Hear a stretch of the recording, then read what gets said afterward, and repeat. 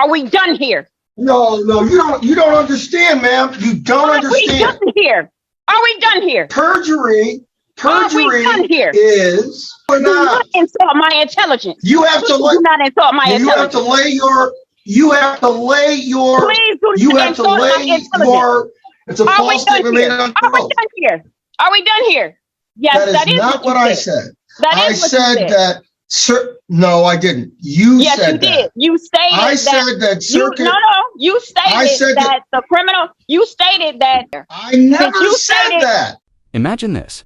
A man files a lawsuit against his ex-roommate for $5,000, claiming she emotionally sabotaged his fantasy football season by intentionally distracting him during drafts and deleting his lineup. What starts as a petty argument over sports spirals into a bizarre courtroom clash, complete with wild accusations, awkward texts used as evidence, and a judge who can't believe this is actually happening. But here's the twist, Can. You really sue someone for ruining your fantasy league dreams? Let's dig into the legal absurdity, unpack the drama, and ask, where's the line between real harm and ridiculous revenge in small claims court? Quashante, short, QASHONTAE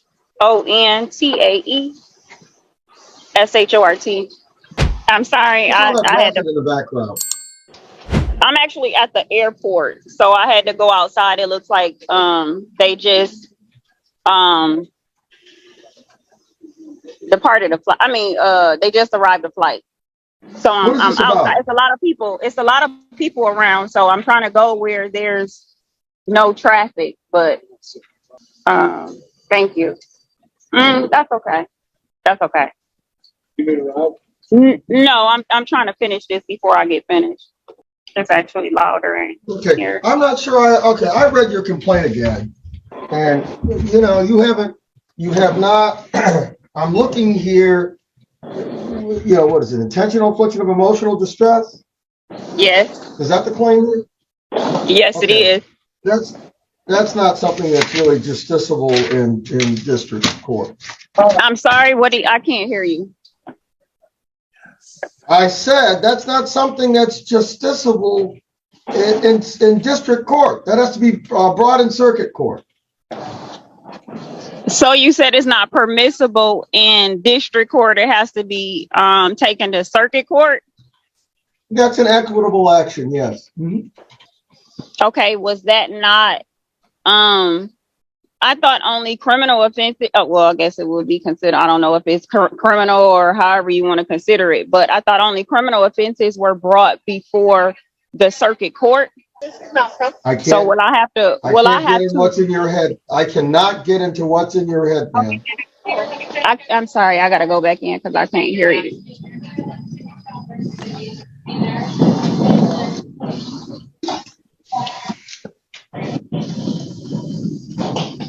Mr. Jordan, let me just ask you this. Are you planning to represent yourself on this? To be honest with you, sir, I thought this was just going to be thrown out. We had a date, one date, and nothing else after that. And now I'm being sued for $10,000. I don't see how this is going to go any further. I think it's a waste of your time.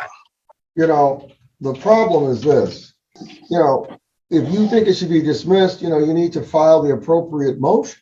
You need to file a motion to ask for that. I will do that. I really didn't know what to expect. This is all new to me. I've never been sued before. I've never, gotten in any trouble. This was just, I don't know. But if that's the process I have to take, then that's what I'll do. There was also a perjury on there as well. He stated, I can't remember what he stated right now because I don't have it, the document in front of me. Short, perjury is a criminal charge. Okay, there were two different charges. There was one that was intentional affliction of pain, which was not, I didn't see that as being a criminal offense, but perjury, I guess that could be considered a criminal offense. Ma'am, I'm not going to sit here and argue about the legal definition and what's a crime and what isn't. If somebody gets charged with perjury, that is a criminal felony charge. You have to go through the prosecuting attorney and the police. So that's what you are alleging. Yes, the document will show that, and I also sent forth the messages where he was lying, and it proved he was lying. I emailed that to the courts. I wasn't able to print it out, but they didn't say anything as far as me not being able to turn those documents in. But that should have been in the case file as well. Did you put it in there? I emailed it. I don't see that mentioned in your complaint. Address. No. If you are alleging a different count, you've got to amend your complaint to add it in. You can't. I don't know what you said you did, but you the last time we spoke, the last time we were in court, I never changed anything. It's just that he was not properly served, so I had to get an address for him in order for him to be properly served. That's what was the last incident that transpired, was for me to get a correct address for him. That has nothing to do with what I asked you about. I know you asked me about an amended. I asked you about what your claim is about. You said intentional infliction of harm, and I assume you mean intentional infliction of emotional distress. And you said perjury. That's the basis for your claim. Yes, I'll amend the complaint. I thought I had that already in there. I received a document, I guess after I sent the correct address and he got the document, he sent a letter that should be, I guess, in the file. He sent a letter. And that's then his answer, I guess. We're treating it as his answer.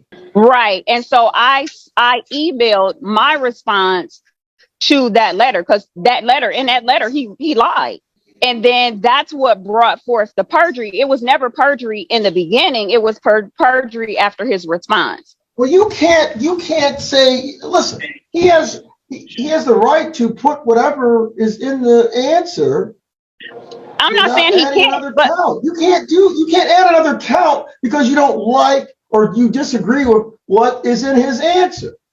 If he responds and his response is a lie, it's perjury, then my documents will prove that he lied in his response. No. How does this even qualify as a lawsuit?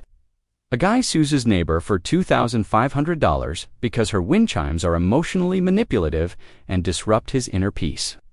He's quoting obscure philosophers, presenting audio clips of chimes as psychological warfare, and treating the courtroom like a TED Talk.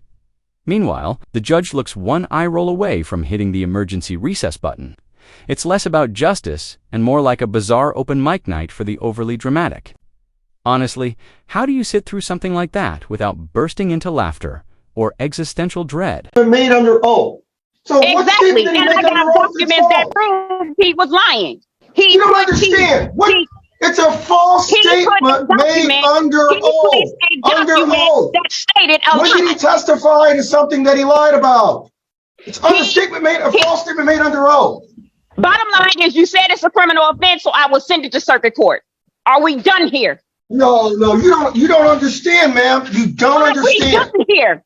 Are we done here? Perjury is perjury is a false statement made under oath. I know what perjury means.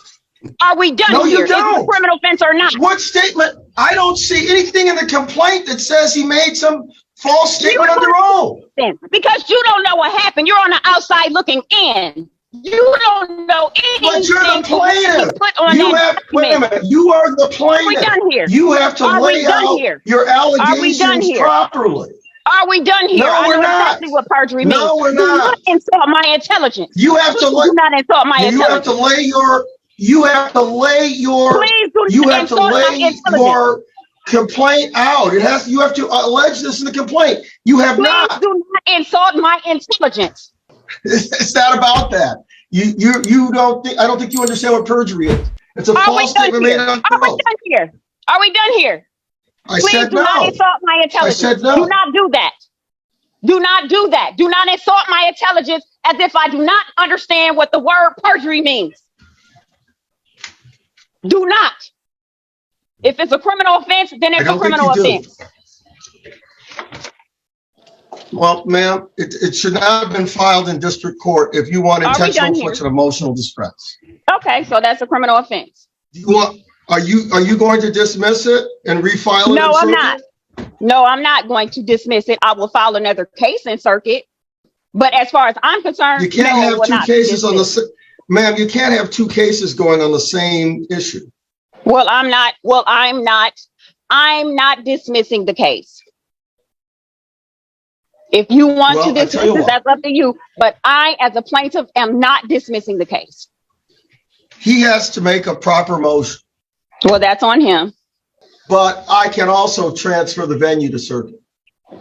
Yes, that's what I thought, because there were other cases that should have been transferred somewhere else. So that's okay. Okay, I'm going to do that.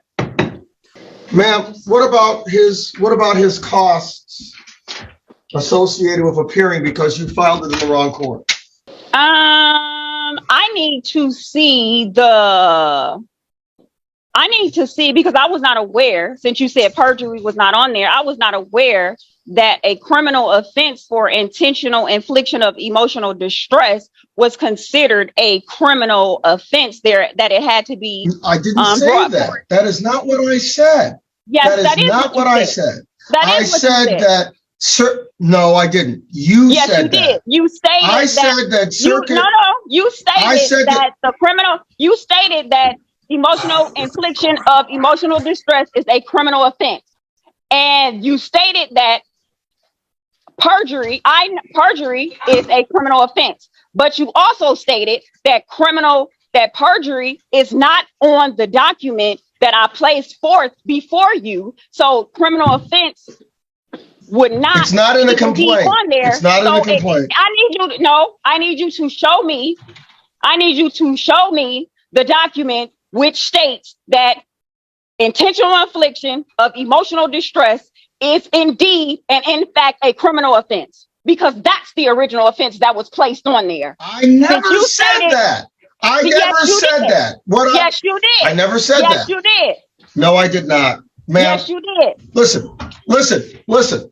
I'm not going to sit here and go back and forth with you. I will repeat to you what I said. I'm not either. I said that intentional. You need to be quiet while I'm talking. You need to be quiet. Mute. Can you mute her, please? Because perjury is a criminal offense. It has to go to circuit court. That will not make her hear you. Intentional infliction of emotional distress. What I said was intentional infliction of emotional distress is something that circuit court has jurisdiction over. I never characterized that as a criminal matter. It is definitely a civil claim, but it is something that can't be done in district court. Now, that's what I said to you. You are of the mistaken belief that circuit court does not hear civil matters, because you said, well, I thought circuit court only did criminal. You are the one who are mistaken about the jurisdiction of circuit court, because that's what you stated on the record. Unmuted. She's been talking the entire time. Well, I said I was muted. Judge, excuse me, you don't understand how this works. Let me explain something to you about Zoom right quick. Okay. When I muted her and now I'm asking her to unmute, if she doesn't do something on her end, she's still muted. So right now she's still muted. But I have asked her to unmute. She's not looking at the device that she's holding. Is there a website where I can get the forms I need for this to be dismissed? Listen, sir. Let me just explain this to you. Okay? You know, there are forms of the State Court Administrative Office website. Okay? But, you know, if you don't know what you're doing, if you don't know what you're filling out, you know, you're just flopping around like a fish on a dock out of the water. And the same goes for Ms. Short, because she apparently doesn't understand the jurisdiction of what types of cases can be done in district court and what types of cases can be done in circuit. That's why we're having this issue right now. So, you know, look, how could I put it? If two people that are have no military training, amateurs, and they want to throw hand grenades, well, if you don't do it the right way, you might blow yourself up. You might blow the other person up, but you might blow yourself up too.